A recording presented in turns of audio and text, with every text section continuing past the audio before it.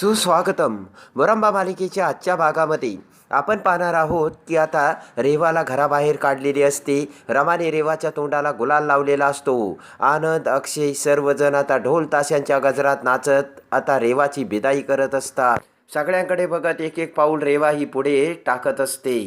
तर आता रेवा जात असताना अक्षय हा रमाचा गाल त्याच्या हातात घेतो आणि म्हणतो की रमा खुश ना. तर रमा होकार देऊन मान हलवते. तर आता तेवढ्या तिकडे रेवाला चक्कर येऊन रेवा ही खाली पडते. तर रमाकांत हा ढोल ताशे बंद करायला सांगतो आणि रेवाकडे येतो. तर रेवा काही उठायला तयार नसते. तेव्हा पुढे येत सीमा म्हणते की भाऊजी काय झालं, आणि रेवा अशी का पडली. मंगला मावशी म्हणते की थांबा मी पाणी घेऊन येते. तेवढ्यात पाठीमागून अक्षय तिथे येत म्हणतो की कुणी काही मदत करायला जाऊ नका, ही सर्व त्या रेवाची नाटके आहेत. डोळे मिटून फक्त तिने पडण्याचं नाटक केलंय. तर रमा ही रेवाला हाका मारू लागते. रमा म्हणते की मला वाटतंय की तिला चक्कर आली आहे. तेव्हा अक्षय म्हणतो की तिला काही चक्कर वगैरे आली नाही आहे, घरात थांबण्यासाठी ती हे नाटक करते. तेवढ्यात आब्या आणि आरती तिथे येतात. तेव्हा रेवा चक्कर येऊन पडल्याचे बघून आब्या पुढे येत रेवाला धरतो आणि म्हणतो की अरे तुम्ही सर्व बघताय काय, चला आपण हिला घरात घेऊन जाऊया. तेव्हा अक्षय म्हणतो की आब्या, रेवा आपल्या घरातून कायमची चालली, तेव्हा तू तिला थांबू नकोस. तर आब्या म्हणतो की अरे असं काय करताय, तिला चक्कर आली आणि ती पडली. तर आरती म्हणते की आभी तू बाजूला हो, काही तिला समजायची गरज नाही आहे. तेव्हा आब्या म्हणतो की आरती तुला काही माणुसकी वगैरे उरली की नाही. लगेच आभ्या हा रेवाला उचलून आतमध्ये घेऊन जातो. तेव्हा ते बघून अक्षय मोठमोठ्याने हसू लागतो आणि म्हणतो की अरे बापरे, ही रेवा चक्कर येण्याची ॲक्टिंग करते आणि सर्वांना तिने कसे घाबरवले बघा. रमा म्हणते की अहो तुम्ही हसताय काय, तिला बरं वाटत नव्हते तेव्हा ती नाटक करत नसेल. अक्षय म्हणतो की अगं ती नाटक करते आणि तिच्याबरोबर असंच वागायला हवं आणि तिच्यासोबत असंच करायला हवं. अगं रमा, तिने तुला किती त्रास दिलाय आणि तिचा स्वभाव कसा आहे हे तुला माहीत नाही का, असे आता अक्षय रमाला बोलतो. अक्षय म्हणतो की रमा, ती रेवा तुझ्यावर काय जादू करते की जेणेकरून तुला तिचा एवढा फुलका येतोय. अक्षय म्हणतो की आत्ताच मी तुला तिची ताजी गोष्ट सांगतो रमा, जेव्हा मी किचनमध्ये आलो होतो तुला लागलं होतं, तुझ्या पदर भिजला होता तेलाने. तर रमा म्हणते हो हो. अक्षय म्हणतो मी तुला म्हणालो होतो रमा, तुझं लक्ष कुठं आहे, आठवतंय का तुला. अक्षय म्हणतो की त्या रेवाने तुझा पदर तेलात बुडवला आणि तिला तुझ्या पदराला आग लावायची होती आणि हे मी माझ्या डोळ्याने बघितल्याचे अक्षय रमाला सांगतो. तेव्हा रमाला मोठा धक्का बसतो. अक्षय म्हणतो की तुला जर रमा चक्कर आली असती आणि तू जर अशी पडली असती तर तुझी ही मैत्रीण तुला सांभाळायला आणि सावरायला आली असती का, मला सांग ना. रमा म्हणते की अहो ती जरी तशी वागली म्हणजे आपण सुद्धा तसंच वागायचं का, मग तिच्यामध्ये आणि आपल्यामध्ये काय फरक राहिला. अक्षय म्हणतो की आपण जशाच तसं वागायचं आणि तुझीच इच्छा होती ना तिला आपण घराबाहेर काढायचं, मग आता कशाला तिची बाजू घेतेस, असे आता अक्षय रमाला बोलतो. रमा म्हणते की आता तुम्ही थोडा दिवस तुमचा निर्णय मागे घ्या, तिला आपण ठणठणीत बरं करूयात आणि मग तिला या घराबाहेर हाकलूयात.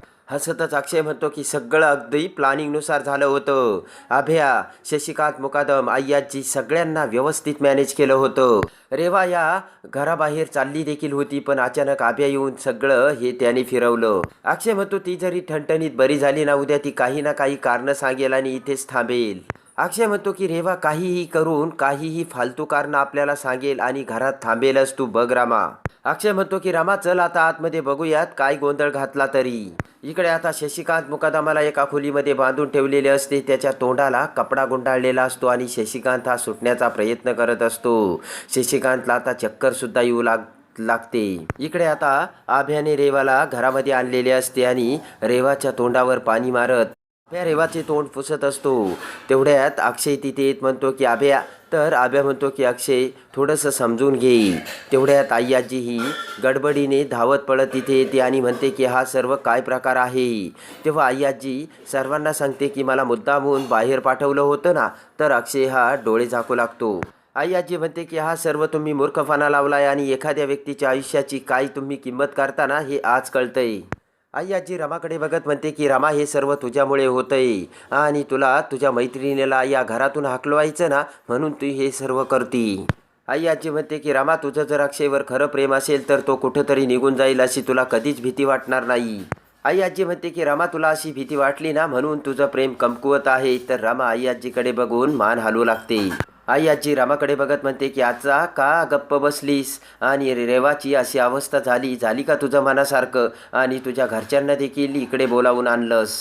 तर रमा म्हणते की मी माझ्या घरच्यांना नाही बोलावलं इथे. आई आजी म्हणते की मग तुला रेवाला का हाकलवायचं होतं, अगोदरच तू रेवाला घेऊन आली होती ना या घरी.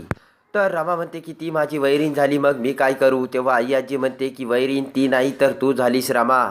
आई म्हणते की मला लाज वाटते, हिला जर काही झालं तर हिच्या आईला मी काय सांगू. अक्षय म्हणतो की त्याची गरजच काय आहे आजी, आपण हिला सांभाळायचा काय ठेका घेतला नाही आणि आपलं घर काही धर्मशाळा नाहीये. अक्षय म्हणतो की अगं हे सर्व त्या रेवाची नाटकं चालली. तेव्हा आई आजी म्हणते की नाटकं ती नाही तर तुम्ही सर्व करताय. आई आजी म्हणते की अक्षय तू एवढी माणुसकी विसरेन असं मला कधी वाटलं नव्हतं. अरे शत्रूसाठी सुद्धा तू धावत जाणार अक्षय, तुला आज काय झालं. आई आजी म्हणते की अक्षय हे सर्व तुझ्या बायकोमुळे होतंय. तर सीमा आई आजीला समजावून गप्प बसण्यासाठी सांगते. आई आजी सीमाला म्हणते तू तर बोलूच नको ग, अख्खं मुकादम कुटुंब या रामाला सामील होतं आणि या रामाची त्यांनी मदत केली. आई आजी रमाकांतकडे बघत म्हणते की रमाकांत तू सुद्धा छान नाचत होता, मी बघितला ना व्हिडिओ. तेवढ्यात रेवा पाणी असे म्हणत पाणी मागते. इकडे आता शशिकांतला एका रूममध्ये बांधून ठेवलेले असते. तेव्हा खूप प्रयत्न करून अखेर शशिकांत त्याचे हात पाय बांधल्याचे सोडवतो आणि म्हणतो की ज्याने कुणी माझी ही अवस्था केली ना त्याला मी सोडणार नाही. तर आता इकडे मुकादमांच्या घरात डॉक्टर येतात. तेव्हा डॉक्टर आले असे बघून आई आजी लगेच डॉक्टरांना रेवाला तपासायला बोलते. रेवाला तपासल्यानंतर डॉक्टर म्हणतात की मला यांच्या काहीतरी टेस्ट कराव्या लागतील आणि तेही मी इथेच करील. तेव्हा त्यासाठी मला टेबल लागेल. तेव्हा आई आजी म्हणते की इथे. तर डॉक्टर म्हणतात हो आणि रेवाला डॉक्टर लगेचच समोर बस घेऊन जातात.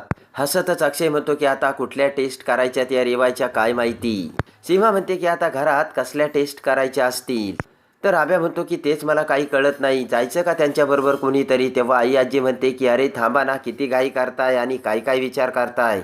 तर आता इकडे डॉक्टर हे रेवाला तिच्या बेडरूममध्ये घेऊन जातात. त्यानंतर आता डॉक्टर हे रेवासोबत बाहेर येतात. तर आई आजी म्हणते की डॉक्टर तुम्ही कसल्या टेस्ट केल्यात. तेव्हा डॉक्टर म्हणतात की मी त्यांची प्रेग्नन्सी टेस्ट केली.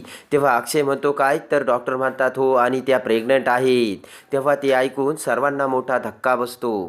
रमा म्हणते की डॉक्टर तुमचं काहीतरी चुकलं असतील. रमा म्हणते की अहो तिचं लग्न नाही झालं अजून. तर डॉक्टर म्हणतात तरीसुद्धा त्या प्रेग्नंट आहेत. तर आता इकडे शशिकांत हे मुकादमाचा दरवाजा उघडून आतमध्ये येऊ लागतो आणि इकडे अक्षय म्हणतो की डॉक्टर हे सर्व नाटकं आहेत. तेव्हा आब्या म्हणतो की अक्षय तू डॉक्टर काय म्हणतात ते समजून घे ना.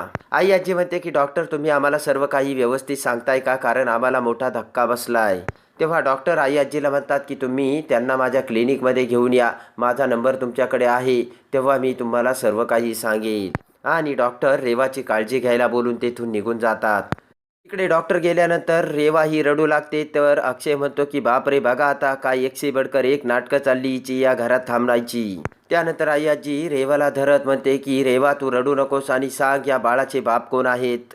तेव्हा अक्षय हा हसू लागतो. तर आता गेटचा दरवाजा उघडून हाताच्या बाह्या मागे सावरत शशिकांत मुकादम हा आतमध्ये येऊ लागतो.